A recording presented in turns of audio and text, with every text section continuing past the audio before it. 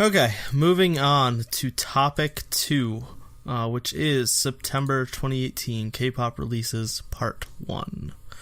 So if you don't know, if you're newer, just from like, I don't know, Umu talking about Dreamcatcher with us, got us a couple of subs and stuff.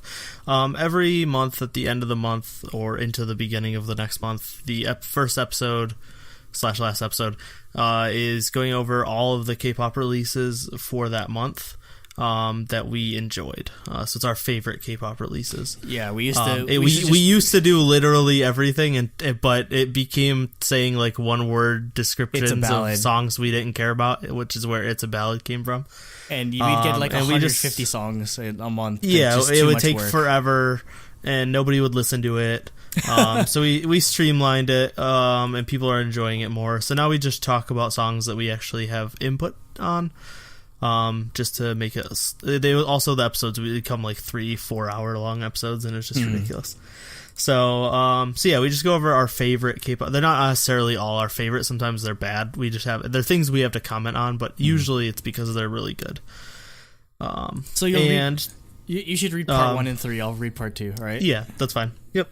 Which works because part 2 has your J-pop stuff. Yes. So it's almost spoilers. 90% of this is K-pop, but I've made the executive decision to just cover 48 groups from now on because they were in Produce 48, and I'm sure there's a lot of people that want to follow them up, and it's super hard to follow them too. So I will be the one doing all the research. Yep.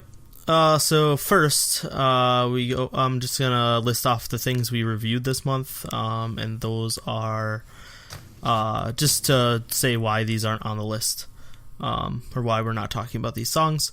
So last month we reviewed Dreamcatcher's "Alone in the City," GOT7's "Present You" or "Present You." I don't know if it's present. I don't know. It bothers me so much. I have no idea. I know, and I want to know. It's like, are you presenting somebody, or are you giving them a present? Or are they the present? Like, so GOT7, please tweet at us. I've been saying present. Yeah, same. Present You. We reviewed GWSN's "The Park in the Night" Part 1. NCT Dream's "Go Up." "Oh My Girls Remember Me." Produce 48, the finale songs were released in this album. We had a whole podcast series for ProduceCast, so you can go listen to our finale episode to hear our thoughts on those songs. So we're not talking about them here. Sunmi's "Warning," Unity's "Begin with the End," and Uju Sonyo's "Would You Please," WJ Please. Okay, moving to the first release. Which is 3RACHA's "Zone." 3RACHA is the production group, or the member, or it's the production group that the three members of Stray Kids go by. I believe 3RACHA existed even before Stray Kids was formed. Correct? Yeah. I'm pretty yeah. They definitely they built Stray Kids around the idea that it was 3RACHA, or it was going to involve 3RACHA. So yeah, so outside of Stray Kids, they released these. I'm going to interrupt you for a second, Andrew. Are you going through the slideshow? Yeah, because it shows you still on the first slide for some reason. I just want to make sure. Yeah, okay. I'm on 3RACHA. That's just Google being screwed up. Then. Okay, I just want to make sure you didn't forget. Yeah. So. Okay. So 3RACHA, they released music like I want to say it was all in 2017, but it was before Stray Kids existed. Yeah, so they do a lot of like stuff on SoundCloud. They release like mixtapes and that sort of thing. So they have 3 mixtapes. Yeah, and I'm not sure if this is from a single or a mixtape, but yeah, I didn't know that they'd actually promote 3RACHA. This is music. A new song. Yeah. That's actually pretty cool that they're letting them promote 3RACHA music on like the JYP channel, because I don't know if I've ever seen that before necessarily. It'd usually just be like Stray Kids music, but as for the actual or go ahead.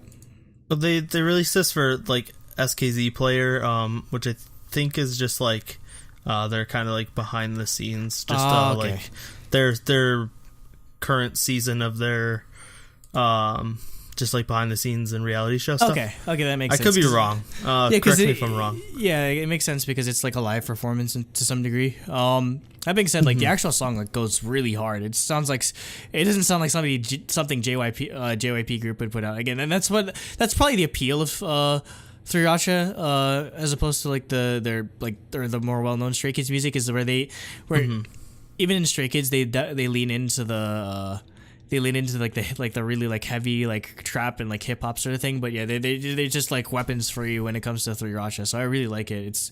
It reminds me of something that like Zico or like I don't know, just like other like really like prominent hip hop artists in Korea would put out, and I do enjoy it. Yeah, I do enjoy it. I need to look into their the Sriracha music more, and I know Cooper's gonna kill us for not doing it already. No, I have them. I listen to them. They are good. The first one's a little rough. But you can tell they definitely got their Chan like definitely built his production skills throughout. Yeah. The third one actually happened after Stray Kids the show. Yeah. But before they debuted.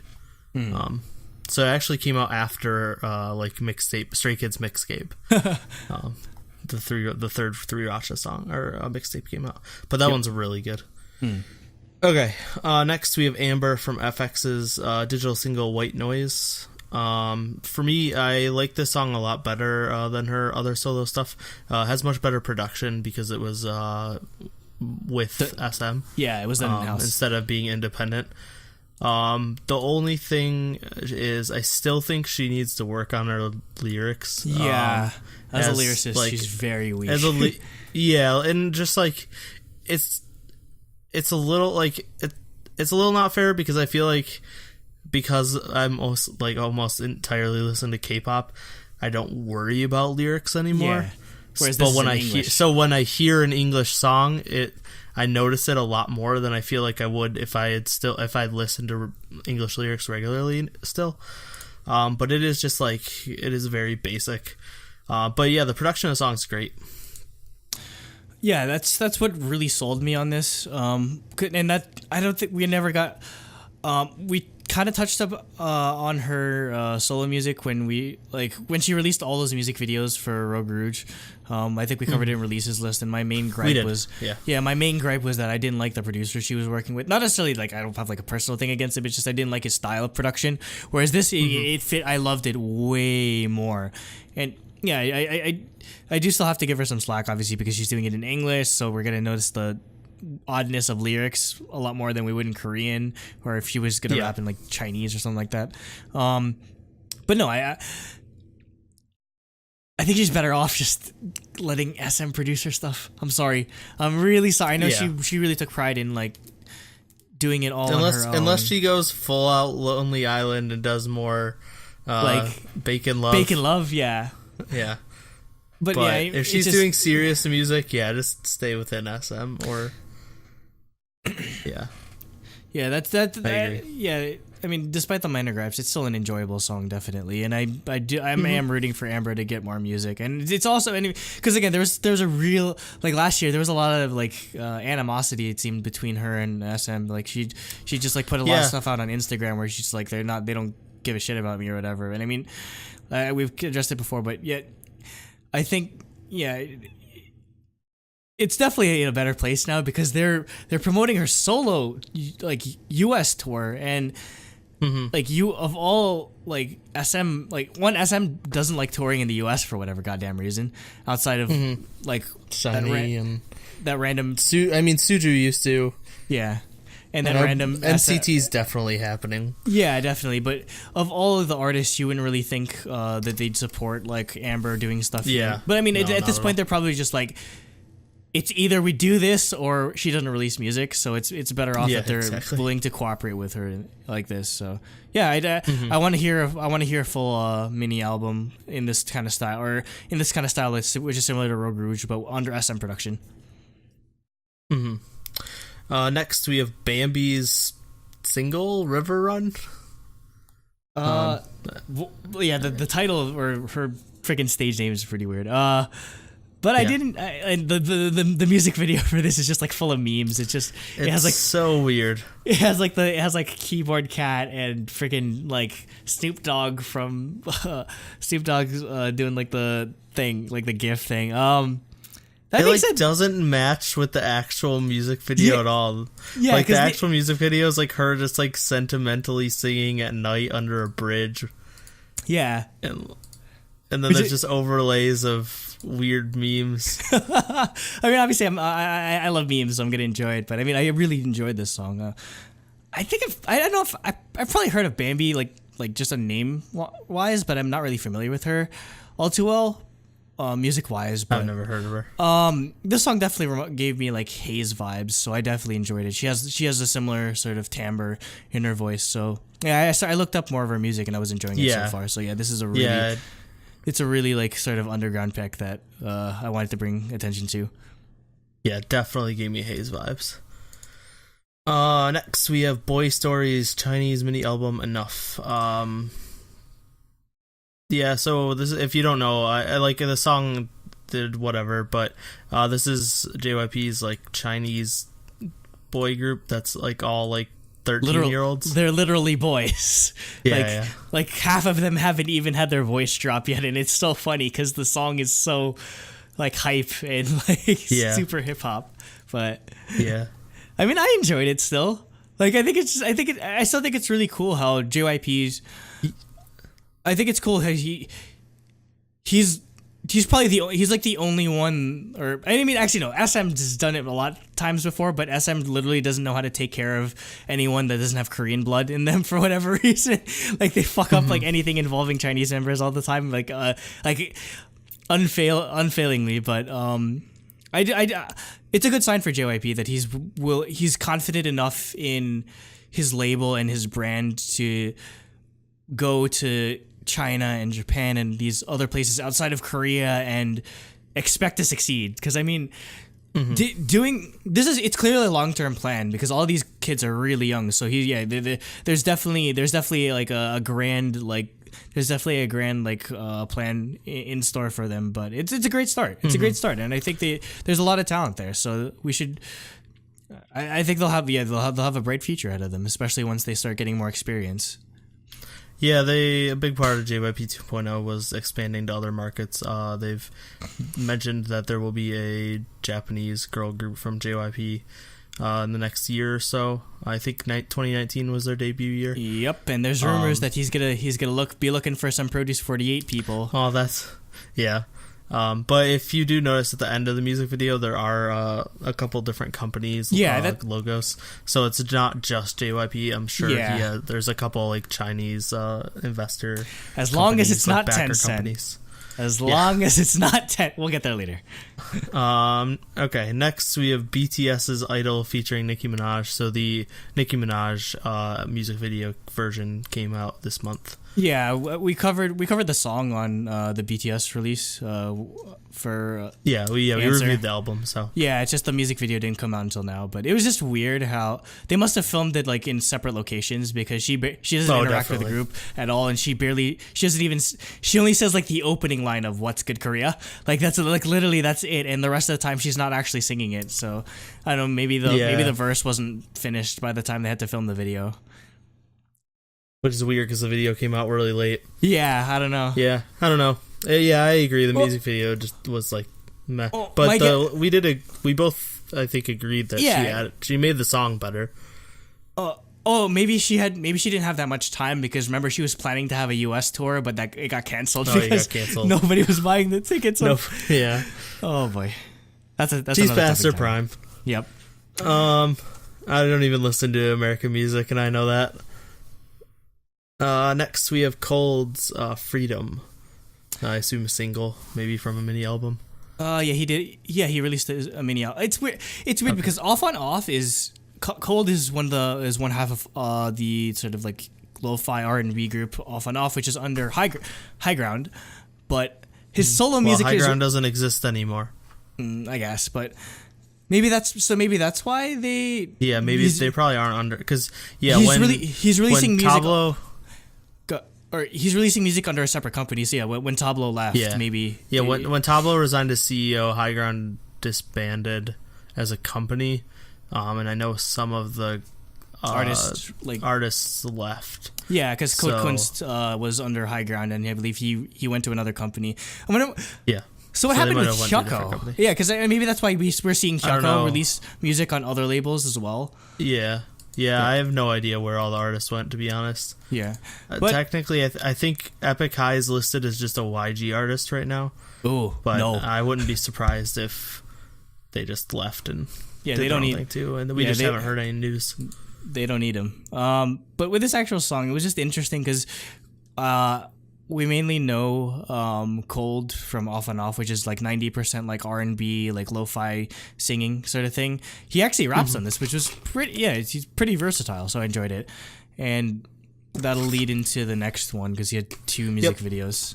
And then there's another song, Sunflower. Yeah, this one is more of him singing, which I definitely enjoyed. Yeah, that's definitely his aesthetic, just like the sort of like slow jam, like 80s type of vibe.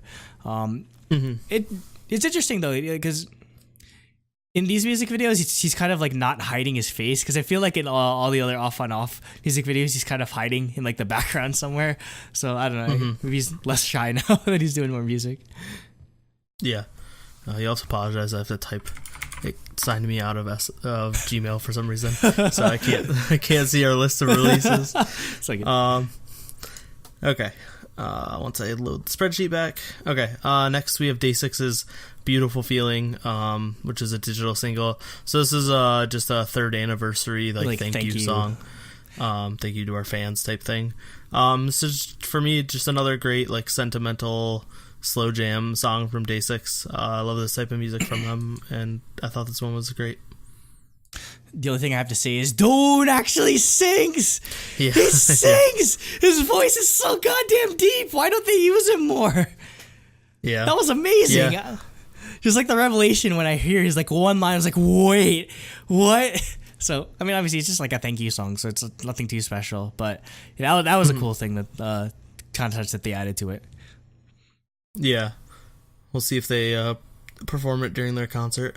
And next we have another another DAY6 song from their Japanese full-length album Breaking Down, or the album's Unlock. The title is Breaking Down, title track. And this is just more like anime style J-rock, like hard J-rock, which also is great. DAY6 is just good in general. Yep. I definitely resonate with it, being, because I'm roughly around the same age as Jay and the rest of them, so they definitely grew up on the same sort of pop punk emo music that I grew up on. So you definitely feel that influence in a lot of their Japanese and some of their Korean songs that actually do the J-rock style. So I really enjoyed it. I love the music video too. It's just a constant it's credits or whatever. It's constantly streaming down. That sort of thing. That was really cool. Which kind of is this would be perfect for an anime opening. Sort of. Well, I say that about every freaking DAY6 song. But Japanese DAY6 song. Yeah. I mean, literally, this is so perfect for this could go with a freaking, I don't know, Naruto AMV or something. That's the thing we need to do. Now that Linkin, we forget Linkin Park AMVs. We should do more DAY6. Actually, no, I wanted to. There was that anime, Darling in the Franxx. My plan was when that finished, I wanted to do a DAY6 AMV with it, but I just never got around to it, and also I just kind of gave up on the show. Don't tell Jacob, because that's his favorite anime. But besides JoJo, but yeah, I mean, let's say, well. No, his favorite is Dragon Ball, but no, it's I can't think of it. JoJo. Not Kill la Kill. Gurren Lagann. Gurren Lagann, yeah. Yeah, but still, yeah. I mean, I don't be surprised if somebody comes knocking, and at some point over the next couple of years, and asks DAY6 to do, because anyway, there's a precedent set already. There's a lot of K-pop artists that do anime openings and endings. Next, we have Dress, which is a weird stage name, with a single album, 239726, with the title track, Somebody Like Her, Like I Do, featuring Sifka. There should not be a comma there. I don't know why there's a comma there. And also, I think Dress might be just like a producer, which is why Sifika's the producer. Sifika's like the one doing all the vocals. And obviously, I'm a huge fan of Sifika, and it's such an interesting sort of change of pace for her because most of her music is like really like experimental, sort of electronic type of music. Whereas this, she definitely is putting on more of a traditional R&B vocal performance, which I do enjoy. Again, I love her voice. So yeah, it's just cool to see how versatile she is, and she's been doing a lot of collabs lately because she had that one last month with Crush. So yeah, she's getting her name out there a lot, so I'm pretty happy. Yep. Next we have Elaine's digital single "Wake Me Up." Yeah, I mean, I very rarely just put like ballady like acoustic songs on here, but I did really like this one just because I'm a big fan of like folk style music, and yeah, she has a really pretty voice, which I think went well with the song. I have no idea what was going on in the music video with like some random girl. I don't know, but I did enjoy the song. Yeah. Next we have EXO's Chanyeol and Sehun with their station single "We Young," which is a cover of NCT Dream song. Yeah. But I actually really enjoyed the song. It's just a really fun like hip hop based like pop song. They clearly had a lot of fun doing the music video, and I don't know, it's just a really upbeat, like enjoyable song. I do like when EXO members get to do station singles because they get to sort of experiment in music genres or say like performance styles that they don't really get to touch in just proper EXO.